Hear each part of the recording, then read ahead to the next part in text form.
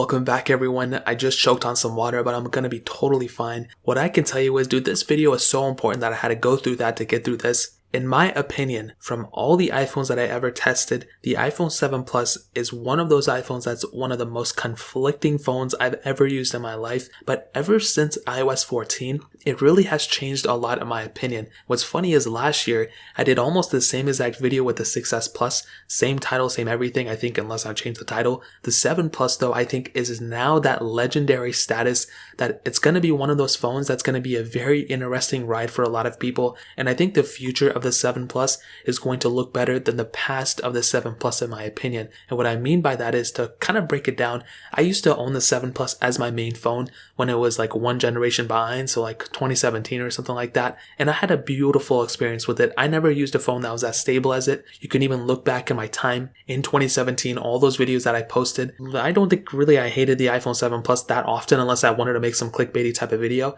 And the 7 Plus was a very good phone for me. Look back in those videos that I made in 2017 and you'll be able to tell that. And now when I go ahead and talk about this phone, it really was hindered by a lot of the bad experiences I've had with it since about that iOS 11 timeframe. So I did iOS 11 on it. It was perfect for a little bit of it. Then iOS 11 became what it was and it was horrible. And then iOS 12 fixed it. Then iOS 13 really bricked a lot of my iPhone 7 Pluses. I had about 2 or 3. And when I updated it to it, it just wasn't that great of an experience and it was breaking all the time and I had to factory reset it. My iPhone 7 as well. But then with iOS 14 on all my iPhone 7 Pluses that I updated to it, including my iPhone 7s, these were some of the most stable phones that I had iOS 14 on, which was very interesting to me and I don't know why. And I honestly think I got very lucky because I own a lot of other phones, if you don't know, and I installed iOS 14 on all those phones and I've had a very weird experiences in all of them. But with my 7 Plus and my iPhone 7, I really didn't run into too many issues as I typically do, which was very interesting. So then that kind of made me feel a little bit better about the iPhone 7 Plus. But then when I started hearing rumors about the iPhone 7 and 7 Plus potentially not getting iOS 15, maybe it will, whatever, I had to look back at the drawing board and I'm like, no, the 7 and 7 Plus are 100% getting iOS 15. Like, that's not the question. The main question is the iPhone 6S and 6S Plus. Are those phones getting iOS 15? And we pretty much know now that those phones might not get iOS 15.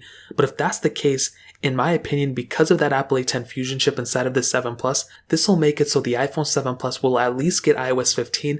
So we're already looking in like 2022 of these phones potentially ending. But then when we consider the fact that this phone may potentially even get iOS 16 because of that Apple A10 Fusion chip and a couple of other devices that Apple released that also were released, pretty much around the same time as newer devices like the iPhone 10 and the iPhone 10s even, I think. When you look at that iPod Touch 7th generation that also has that Apple A10 Fusion chip inside of it, I don't think Apple's going to cut the lifetime of these, in terms of software support. I don't think they're going to cut these ones short. So in my opinion, that'll probably end up making the iPhone 7 Plus last much longer than a lot of people think. And that in and of itself is also a super iconic, super legendary thing. But on top of that, when you look at a phone like the iPhone 7 Plus, on iOS 14, like I said, it's kind of stable as far as iOS 14 goes, but it's very interesting when you look at the specific performance aspect that I've had with it. I think it was a little bit slower than iOS, 13 on the 7 Plus. I did a speed test between them, but since then, I think it's gotten better.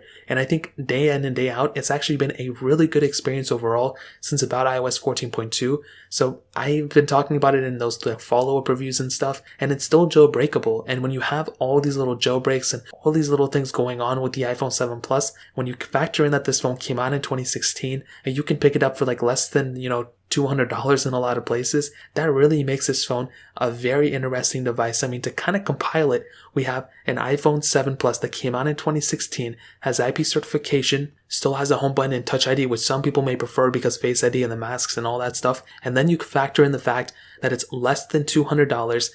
It's 4 years old, but it definitely is. It's 4 years old, but it definitely doesn't really feel like a 4-year-old device in some areas.